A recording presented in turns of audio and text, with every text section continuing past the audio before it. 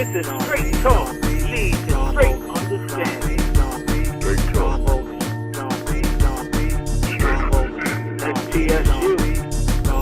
This is straight talk, leads to straight understanding. Straight talk. That's TSU. This is straight talk.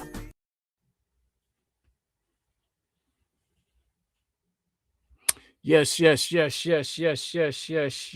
y'all. How you doing, y'all? Yes, y'all.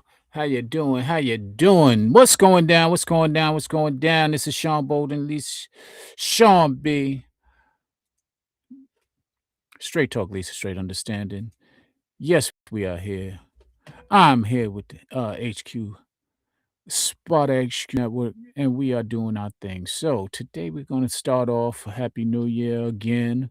I know we said it the week before last, but we are here. All right. So what's going on with y'all today? My name is Sean Bolden, Sean B. However you know me, and in case you don't know, this is Straight Talk, Lisa, straight understanding. And yes, we're going to be having a good. It will be a show. We are discussing things in life. We are going to be having people join us. If you want to join us, we will be doing all these things today.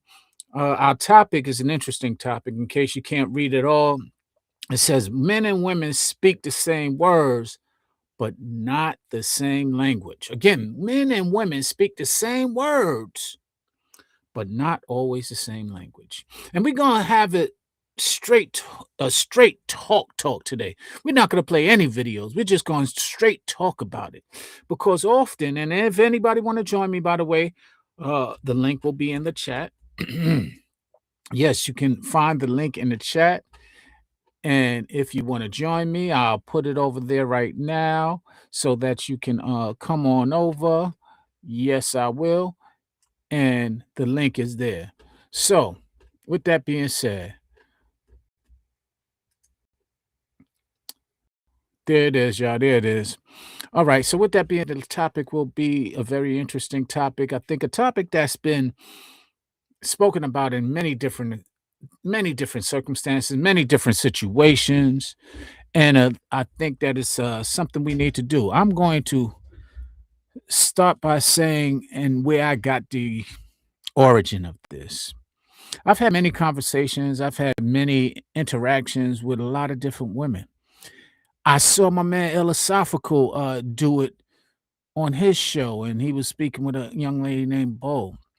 And it was illustrated. We did a couple of weeks of video about it a couple of weeks ago, but it was illustrated that he said one thing, but she received another.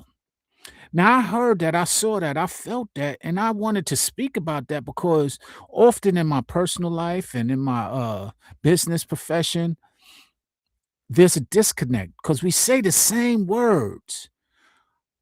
We speak the same words, but for some reason it seems like a totally different language. You know that old men are from Venus, women are from Venus and men are from Mars. Women are from Venus and men are from Mars. Well, there's some adage to that. There's some things that actually that applies to, because when we speak, although we're saying the same words, and what I mean, for example, let me give you an easy example. If you go to a foreign country where they speak Espanol, Spanish, you might be there and you might be in that country, in that space or place, and you see this beautiful water, right? You see water over there, and you see a lot of things that are beautiful, and you're speaking to a person who's say to them, "Man, look at that sea. Yes, the sea. Sea is so beautiful. Sea." And they're going, "See. Okay, see." So you're speaking of the beautiful ocean, the beautiful water that you're seeing. You might even be pointing it out. And because they don't speak your language, they hear the same word, see, and they're thinking that you're saying yes. See, yes, yes. And so while you feel you're getting across because they're excited, yes, yes, see, see, see, see. And you're excited because they're embracing the whole ambiance that you're trying to point out to them. Yes, see, see, see, see, see. Everybody's saying see and see and see, but you're not really understanding or meaning the same thing. You're not speaking the same language. You're saying the same word. See is the word, but you're not speaking the same language. One of you is saying sea, as in the ocean or a water, a body of water, and one of you is saying see, as in yes, yes. Now it comes across if you're speaking, if you're just looking at body language and you're engaging that you're saying the same thing, meaning the same thing, understanding the same thing. See, yes, yes, yes, see, see, yes, yes. But when you really start unpacking it and unveiling it, you're actually not saying the same thing at all. So it becomes a little difficult in these circumstances. And that's what I'm speaking about when we are speaking about men and women and some of the challenges that we often have because we say the same words but have a different meaning. Now, let's get into some of the actual words that we say in relationships, often because I don't know who coined this phrase, but I heard it on Illa's show. That's what I was talking about earlier. I heard on his show where he said, no, he said, as a matter of fact, I don't know if he coined it, but he said it. He said, women listen with their hearts. That was powerful when he said it. I was like, wow. He said, women listen with their hearts. Because the young lady, Bo, she was saying, I heard you say what you said, but how I received it was this way, and I'm trying to tell you how I received it.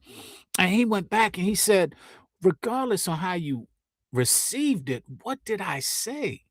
Did I say those words? And she said, no, you didn't say those words, but how I received it. And they went back and forth. And really, what it boiled down to was the fact that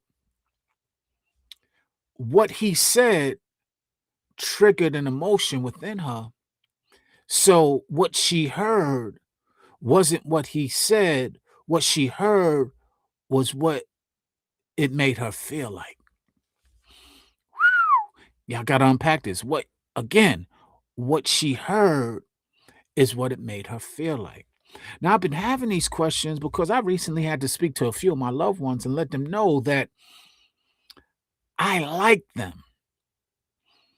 I love them, of course, but sometimes they don't feel that I like them because I'm kind of stern in my delivery and my approach. And, sometimes it doesn't feel good. And I compare it to when you had a teacher. I remember there was a teacher in elementary school. I didn't have her, but her name was Miss Smith, Mrs. Smith. My brother had her. But the reputation, and it was a math teacher as well. I can't remember her name in Gersh, black math teacher. And they had the reputation of being mean. Man, she mean, man. She ain't nice, man. But they were both good teachers. The reason why they weren't so nice or why the reputation that they were mean is because they wasn't putting up with a lot of the nonsense or the behaviors that other teachers might look away from or might not address or might allow, but they weren't doing that.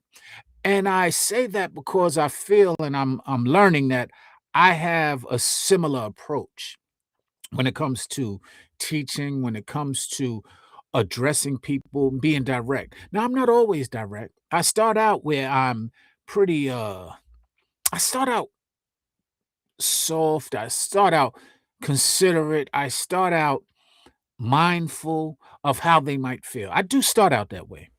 But let me say this, if the behavior of or it continues to where they don't receive it that way, I will probably adjust to addressing it another way. The way I used to use it as an example, uh, I use the analogy of a doctor giving a patient medicine. When you go into a doctor, right? And let's say he has to give you medicine, or you need a certain let's say you need a shot, or you need something. A lot of times they will do things to try to appease your fears, your reluctance, not your resistance to them administering the medication, or the process to give you the medication. So one example would be, if you go into a doctor's office, right, and you're ailing, let's say your finger's broken, and they're like, "Yo, this is gonna hurt." So they're trying to talk you into it and saying, "Hey, man, your finger's broke. It's going to be a process, but we're gonna try and make it as quick as possible. We're gonna try and do everything possible so it doesn't hurt you that often. But I have to re-break your finger in order to put it in place. I have to readjust it in order to put it in place." And you're like, "No, no, I don't want that. I don't want that." Okay, okay. So they then start a whole different process of having you being able to accept it. So they say, "Okay, well, what we'll do, maybe we'll give you a needle to that has some pain medicine, and it can eliminate you really feeling it. It can numb the area." "No, no, I don't like needles." So you don't want it the direct way, which is just simply doing it. You also don't want it uh in a manner that a needle takes place, because you're for the needles. So then he might suggest something else, and ultimately you just don't want it. Let me you're resisting, you don't want it. Now this is going to be beneficial. It's going to take away and fix your broken finger, but you don't want to receive it. Now, another example in the same field, let's say you when you were a child, right? And your parent is trying to administer or give you some medicine. So they tell you, "Hey, we're gonna take some medicine." You're like, "Nah, I don't want no medicine. I don't want no medicine. No, no, no." They said, "Come on, this is gonna make you feel better because you're not feeling well, and this is gonna make you feel better." "No, I don't want no medicine." So okay. So then you try and put something sweet in the medicine so that they can take it and it won't taste ugly. "Oh man, it's gonna taste bad." So you give it to them and it's sweet. They taste it and spit it out. I don't want no. So now you've given them, you suggested to give them the medicine the regular way. They didn't want it. You tried to give it to them with something more appealing, with sweetness and something that would taste better. They didn't want it. So at some point, the parent just goes ahead and takes the nose, put up their mouth, and stuff it in their mouth and make them swallow it. Now that was a hard way. And now "Hey, you're so mean, you hurt me, you put my." Now they're going through that. But the point is that they just didn't want the medicine. No matter how you gave it to them, you gave it to them directly, they didn't want it. You put some sweetness in it, they didn't want it. And they still didn't want it when you quote unquote forced them to do it. But they had to get this medicine. So I feel like sometimes when we have communication, it goes that way. So when men and women speak, sometimes uh the way and the approach and the tone is often questioned. Well, if you said it in a nicer way, because sometimes men are a little bit abrasive, sometimes men are a little bit aggressive in their delivery, the way it feels imposing, to where they're like, "Oh," where you're trying to force your will onto them, and I guess that's part of the reason why you get a little reluctance and resistance, because they don't want to be forced. But then you try and do it kind way, kindly. You try and um administer and say what you're trying to relate, but then you're met with resistance. And sometimes that resistance comes from many places, but you're met with resistance. So you try and say it in different words and different tones and in different ways, but for some reason, it's still not received. Now, that is what I'm speaking to when I say and speak about the topic, which is men and women speak the same words, but not the same language. So, how many women have ever had a man say something to them, right? And I've seen this very directly, but let me just give an example. Had a man tell you something, man, you know you shouldn't be doing that. Yeah, you need to stop doing that. That doesn't uh it doesn't become you. It's not a great thing. Uh you would be a lot better off if you didn't do these things. And they just resist, they rebel, they don't want to listen to it whatsoever. But then their girlfriend comes and says the same exact thing that you shared with them, the same words. But for some reason, they can receive it and understand it from their girlfriend or from a woman. And I find that to be true in many cases. And it also combines with the fact that sometimes the same words mean a different thing. So, for example, if you tell a woman no, nah, that's too easy of an example. You tell a woman, you know what? We're going to go to the lobster place for dinner. We're not going to go to the steak place.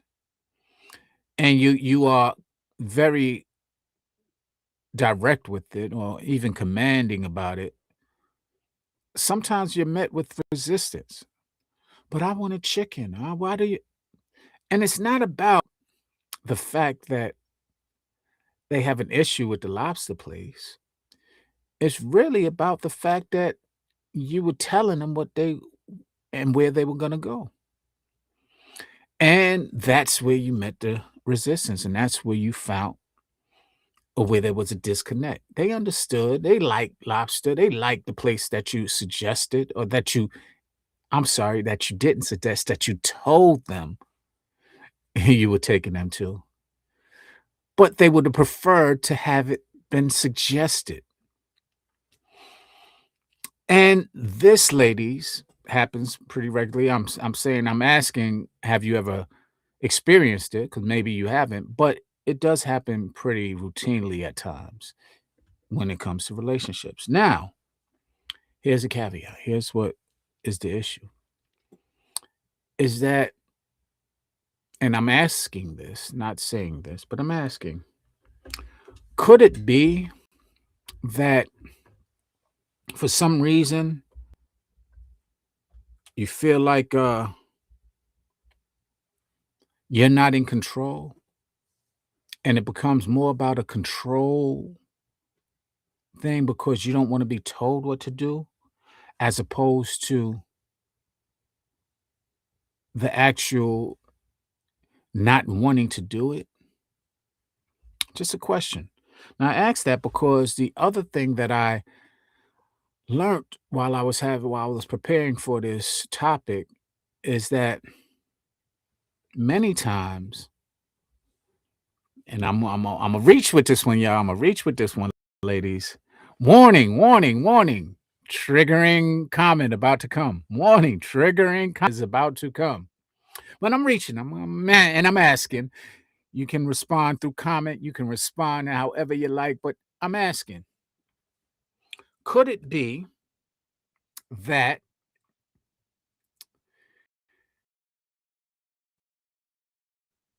how my in a nice way? Now, could it be that you just don't like us being fathers? Now, what I mean by that is that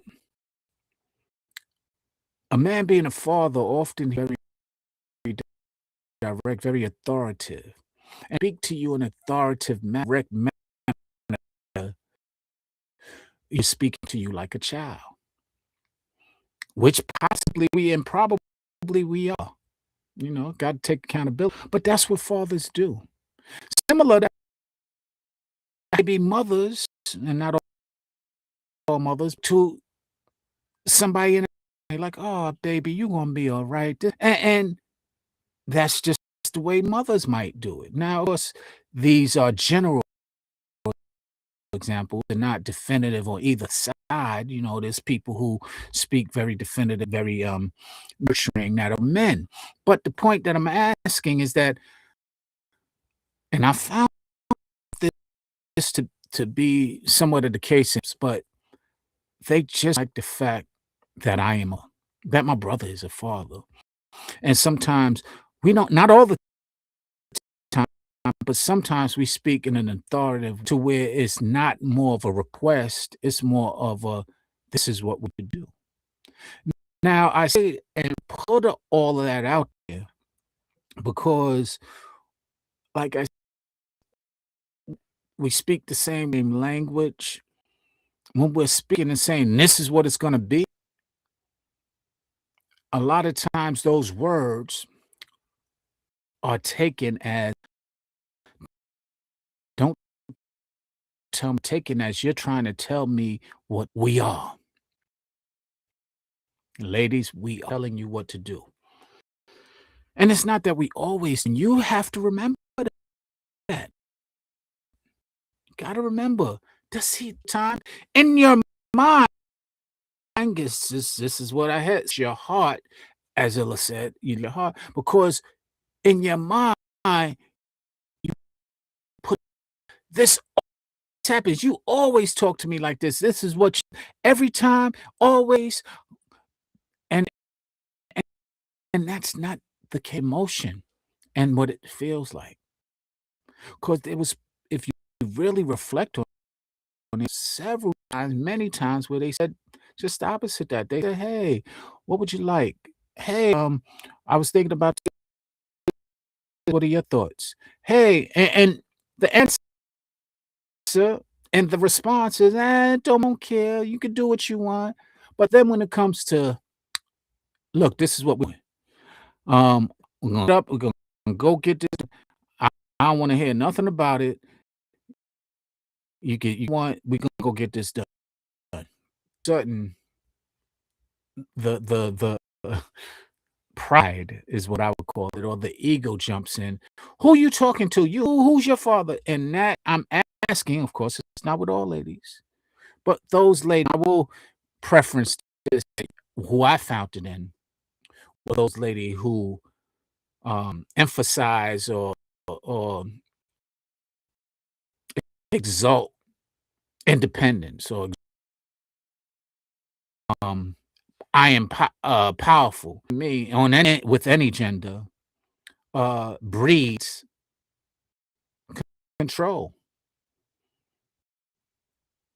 breeds in that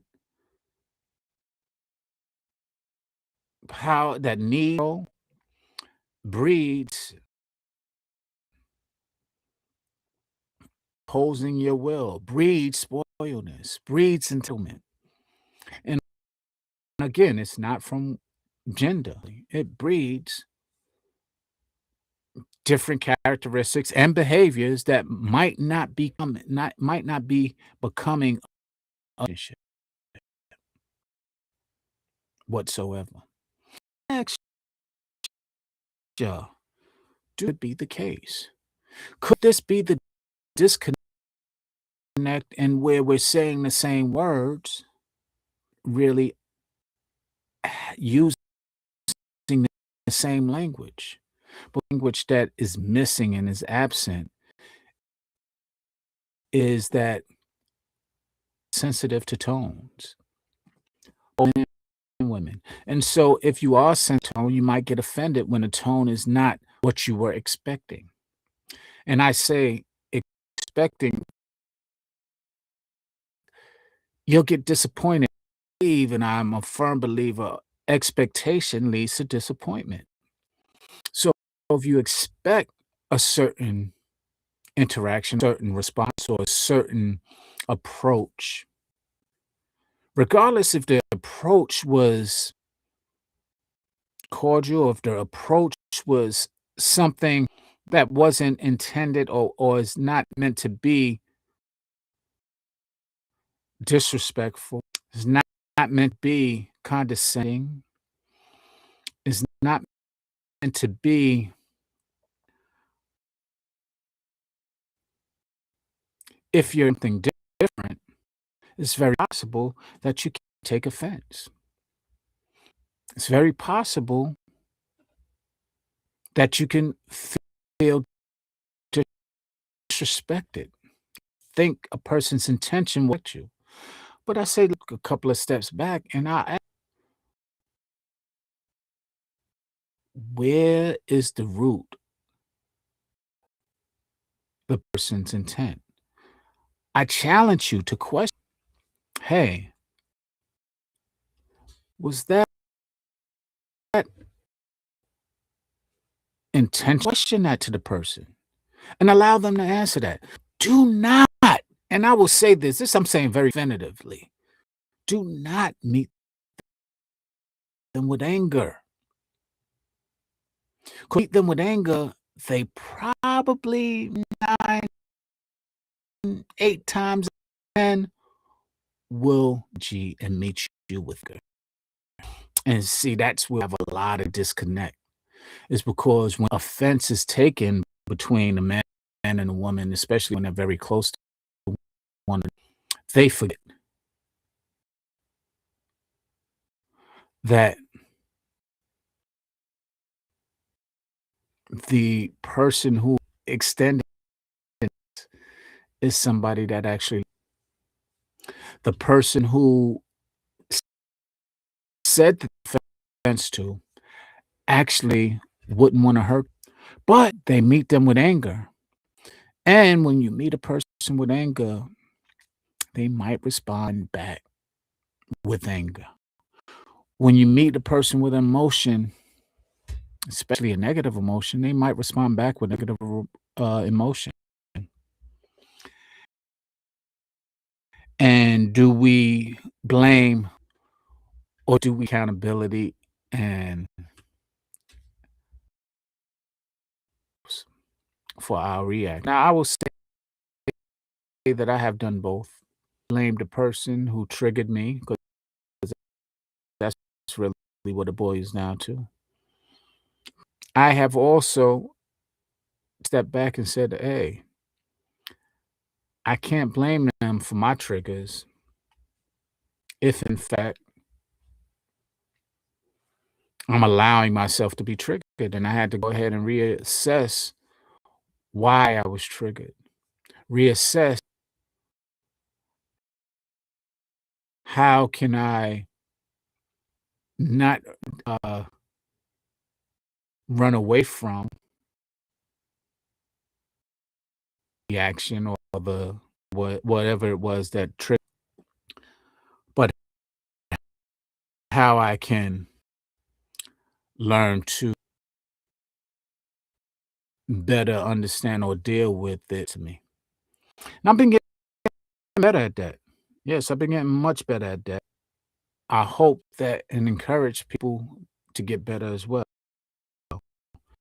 This ladies, gentlemen, and whoever else might be watching this.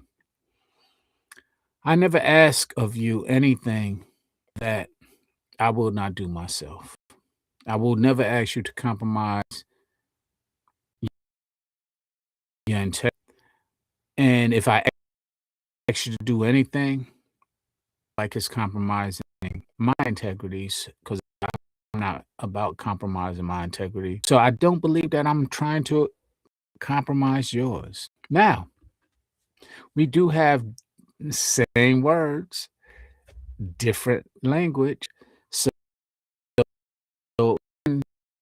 you might not offend me, and something that might offend me might not offend you. So I have to really be mindful. And I think when we're having and engaging in relationships, conversations, or what have you, we need to really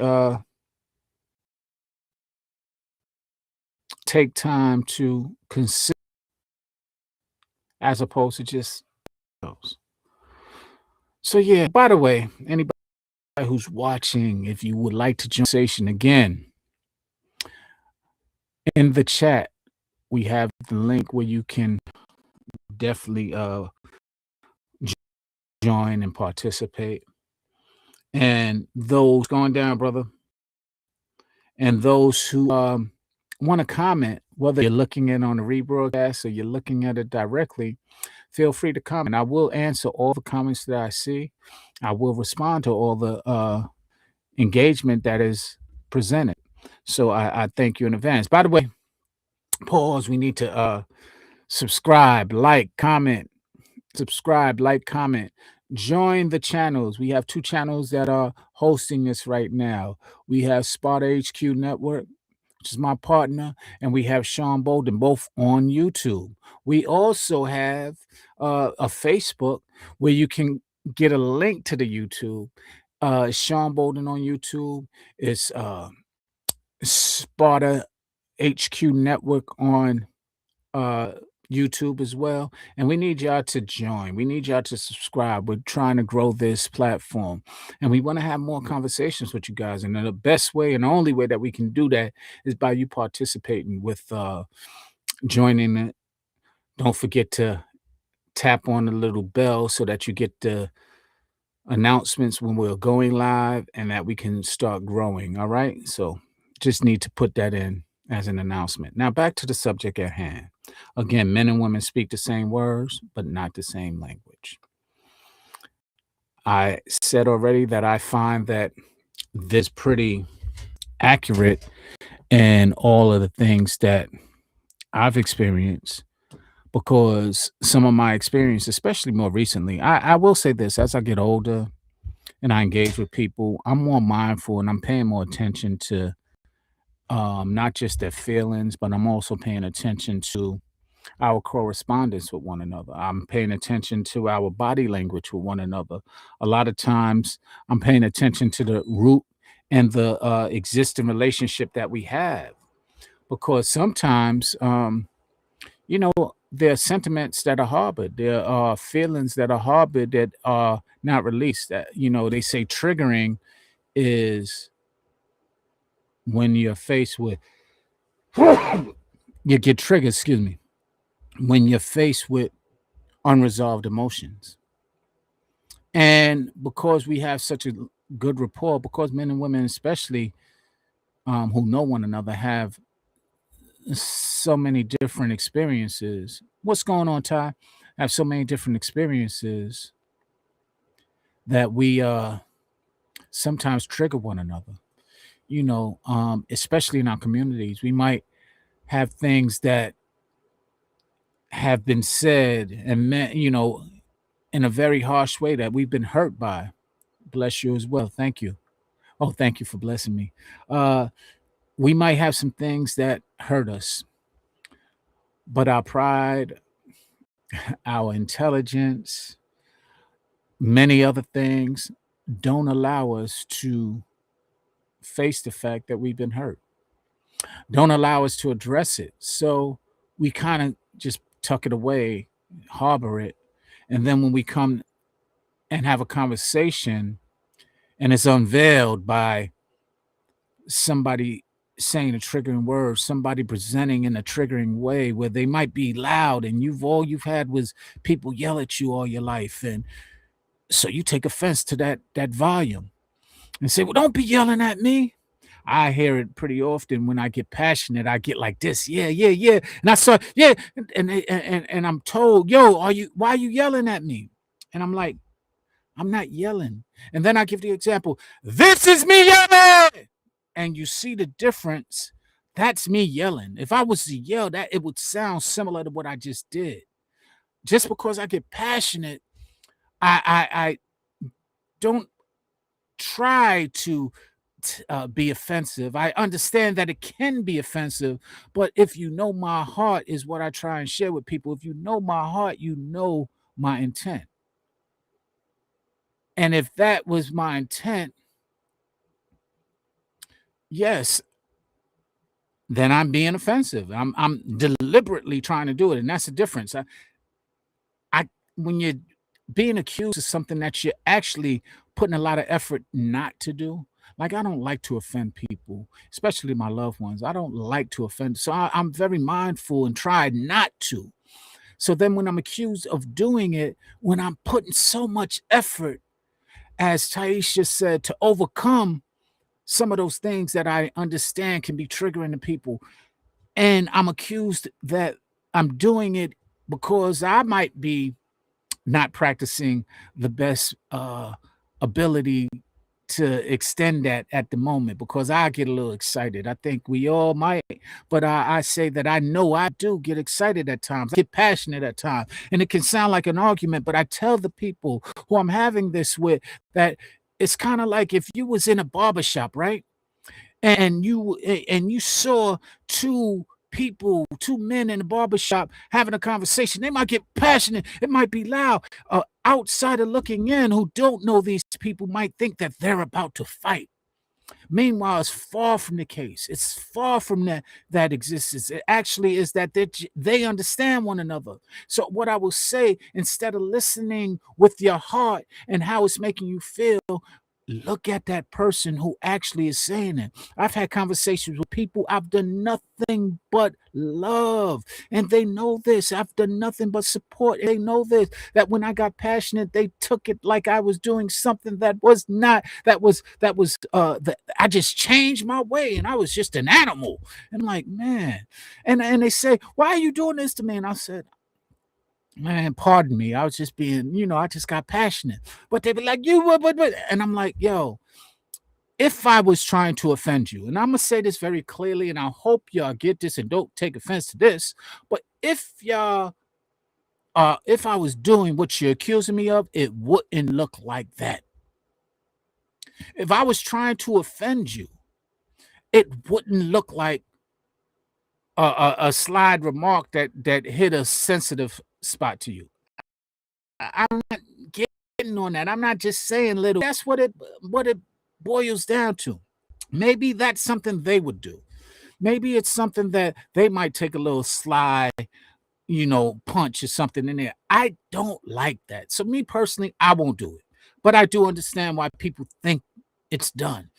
I put it this way: if I'm in a fight and the person is winning and one of my people jump in, I'm kind of bothered with the fact it was unfair. I get bothered by that. I wouldn't mind if you broke it up, but if you jumped in and beat his butt, I would be like, man, you ain't have to do that, because I would feel it was unfair to that person. He was beating me. All right, cool.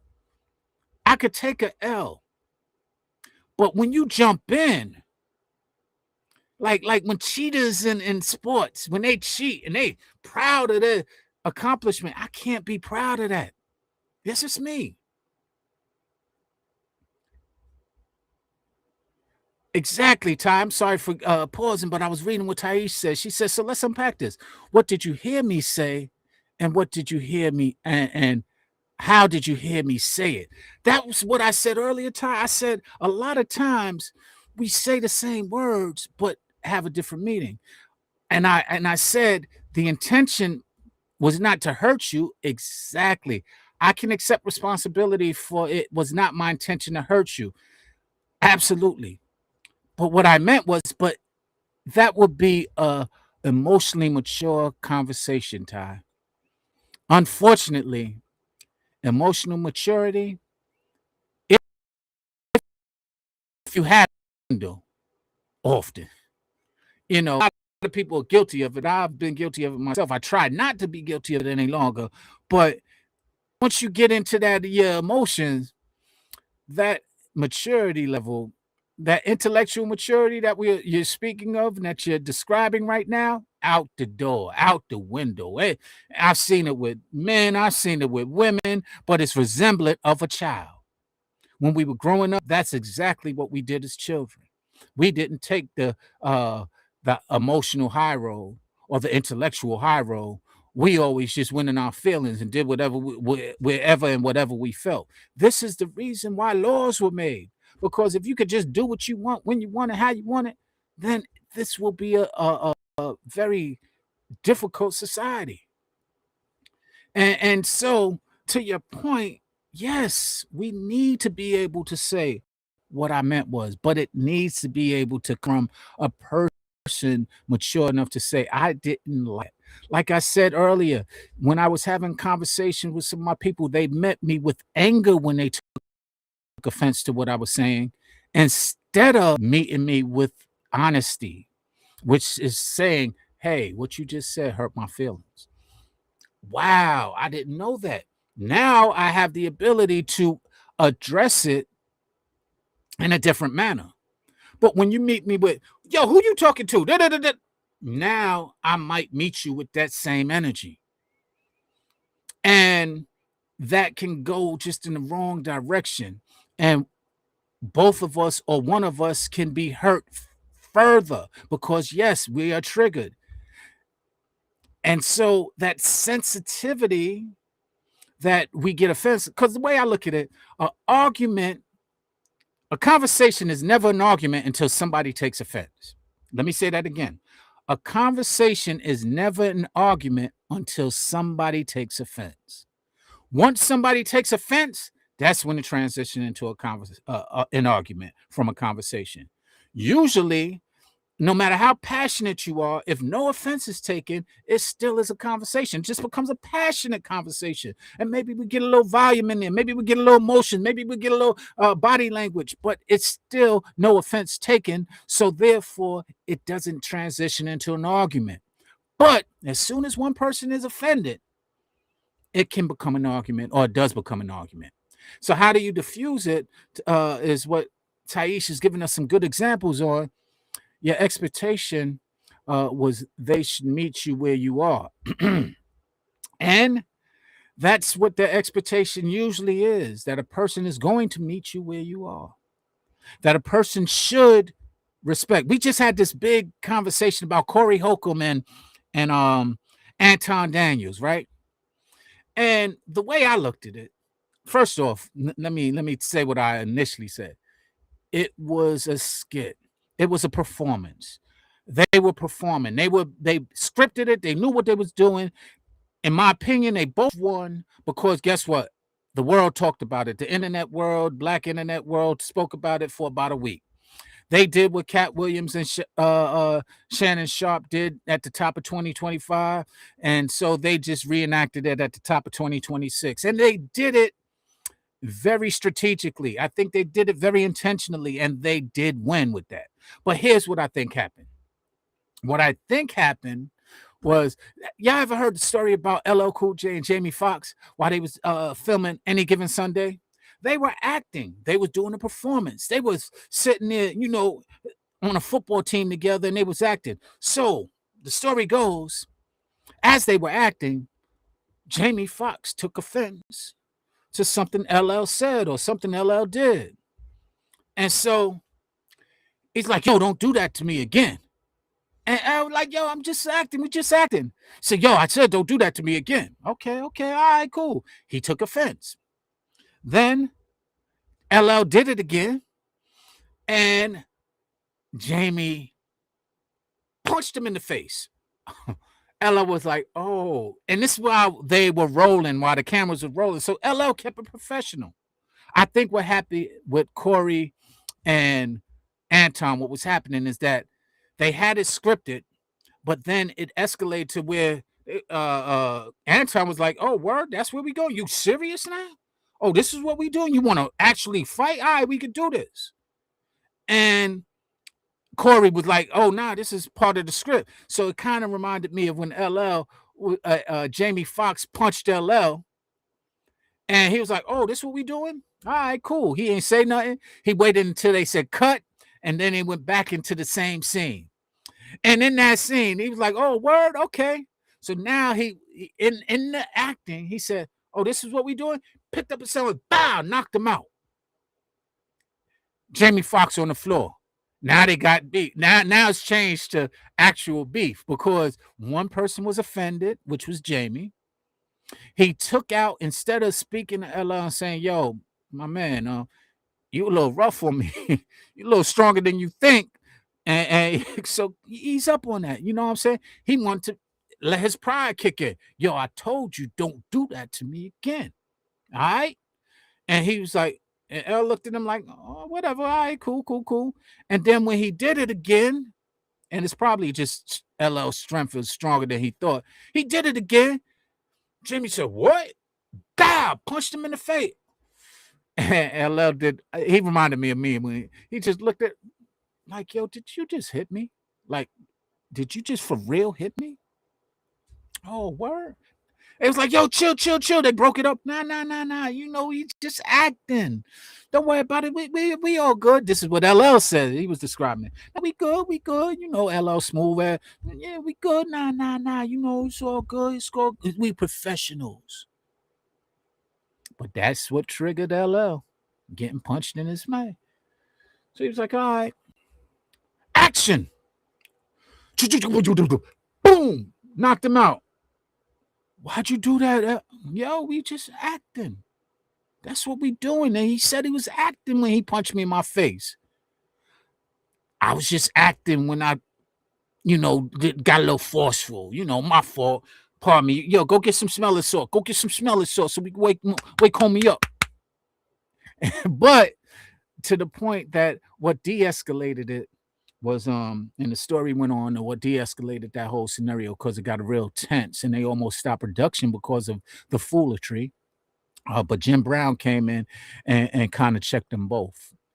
He came in and he checked both LL and Jamie, saying, yo, what the hell are y'all doing? He ain't say it in these pleasant words. He said, what the F are y'all doing? This is a multi-million-dollar film, and y'all young black guys are getting this opportunity to do so. We have had to fight for this. What the hell are y'all doing? Y'all better straighten up and get it right. And hence, they listened to James Brown, and they got it right. But the story was funny because what it boiled down to was one got triggered by something that they thought was the same thing. They were speaking the same words. Action was the word that they heard, but they was going on a whole different language. Action to Jamie's pride was this man ain't gonna do this to me.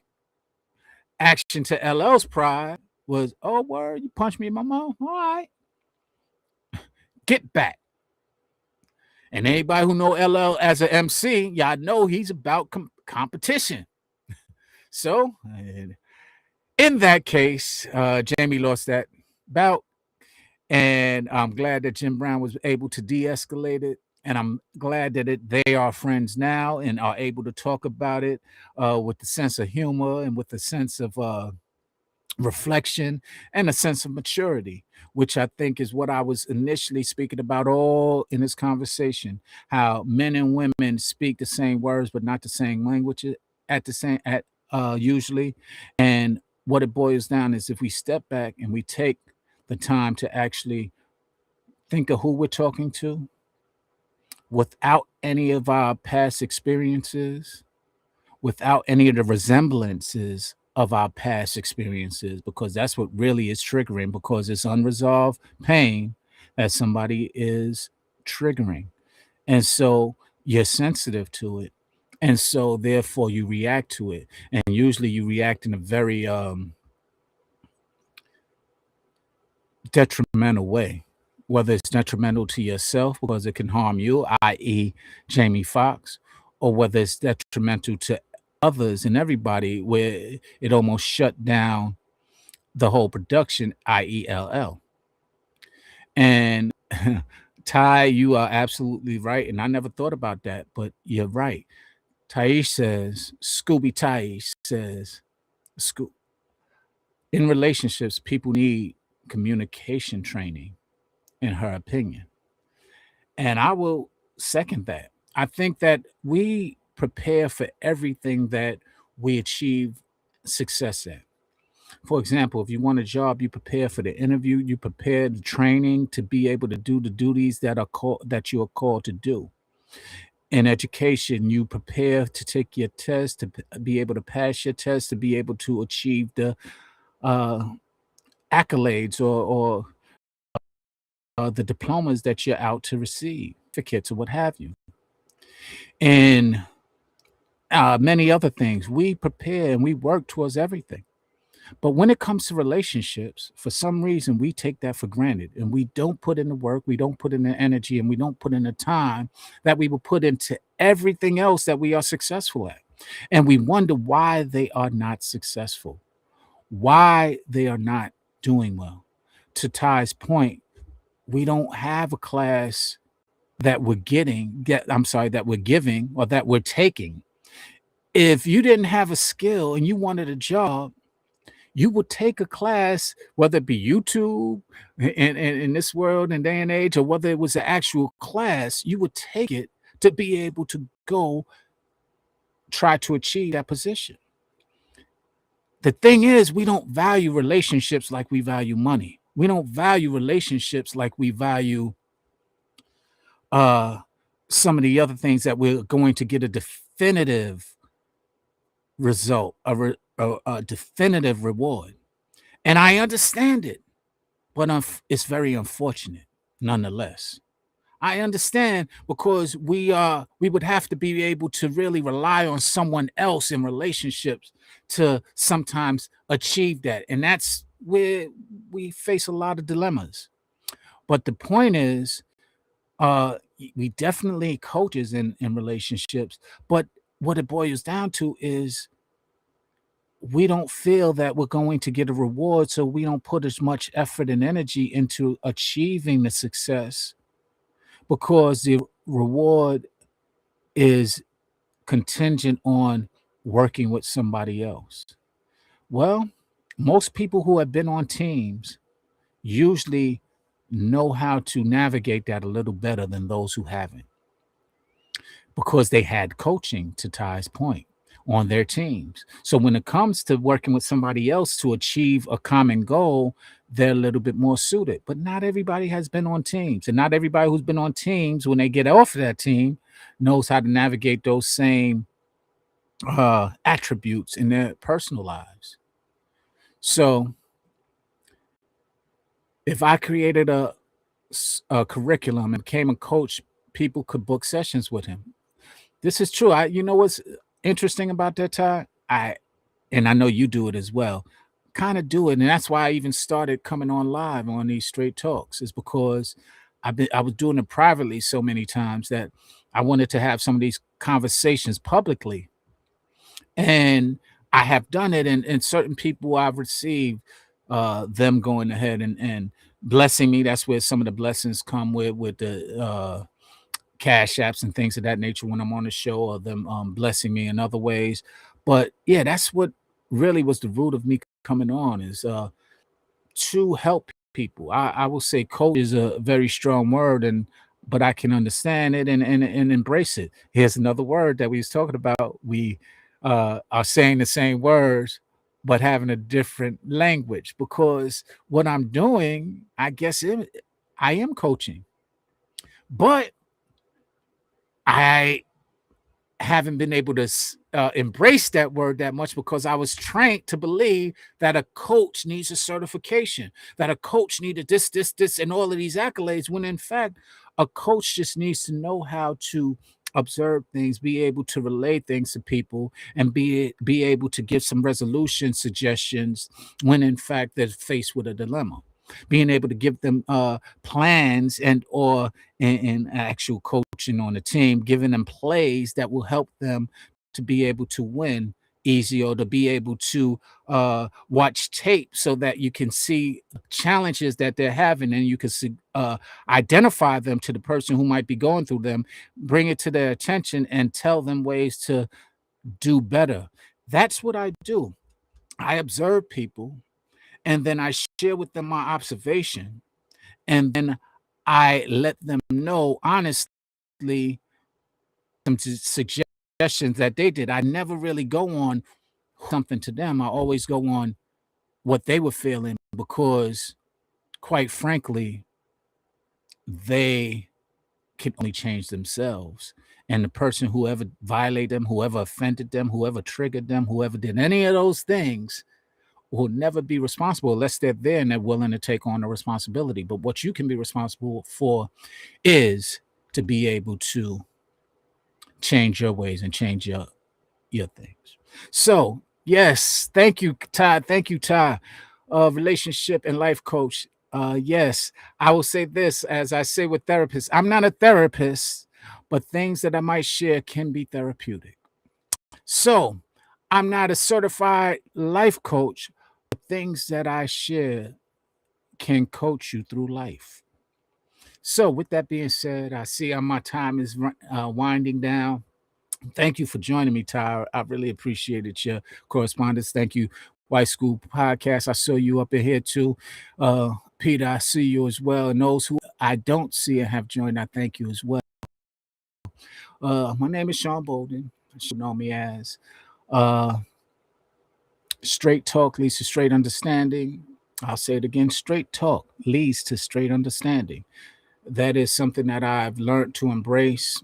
And while I'm not always the best at being able to talk gently, I'm definitely can talk directly, which is straight. And I will always be honest. Now, if you're not able to take honesty, don't talk to me. If you want to vent and don't want a resolution, don't talk to me. This is not the place for you because here it's about resolutions, it's about being direct, and it's about taking responsibility and accountability for what you do, not for what anyone else does. So, with that being said, I'm going to get out of here. I definitely had some fun with you guys. Absolutely. Ty is always she's always been encouraging. I just want to let y'all know she's always been encouraging on helping me to get the certifications and helping me get to the places that I don't always navigate through. So thank you, Ty, again. And here I am. Yeah, this is what I'm doing right now. I hope y'all enjoy tonight. Next week we will be here again, 6:30 Pacific, 9:30 Eastern, Straight Talk, Lisa Straight Understanding every Thursday. I will be coming on off and on. Check out the episode I just put up as well. I was on Philosophical Show. We were speaking about Anton Daniels and Craig. What's his name? The comedian. I can't get his name right now. Usually I can't get Anton's name. I can't get his name. Corey Holcomb. There we go. Corey Holcomb and Anton. And Anton actually came up and he did confirm what I said I thought it was. He did confirm that they did have a conversation prior to, and they did have a plan on how it was going to be, that they was going to try and make it salacious, try and make it entertaining by not saying anything favorable, not saying the things that will be challenging. And so they did have that conversation. That's why I said I think it was all planned out. They just kind of left it in the way. When he said that S my D, Corey went to the street like he was a street guy, and he's not. Both of them saying this from both of their mouths. They said, I'm not a street guy. They both said this. Corey even went to the point of he said he understands that he will talk to most people, but he said, man, when I saw Charles Barkley, I realized, oh man, I ain't messing with him, which means that he is not that way with everyone, which is why I thought that it was something that they was very performative and something that they put on. And Anton kind of confirmed that indirectly and said that, it did kind of out of hand, but they diffused it and they started trying to get into another left. But I hope that they're able to have a conversation. It will light up the internet when the conversation take place. So to their point, they did make a very viral moment and they succeeded at that. So with that being said, it's 59 minutes going into the last minute. My name is Sean Bolden, Sean B. Catch me next week. Subscribe, like, comment, like, subscribe.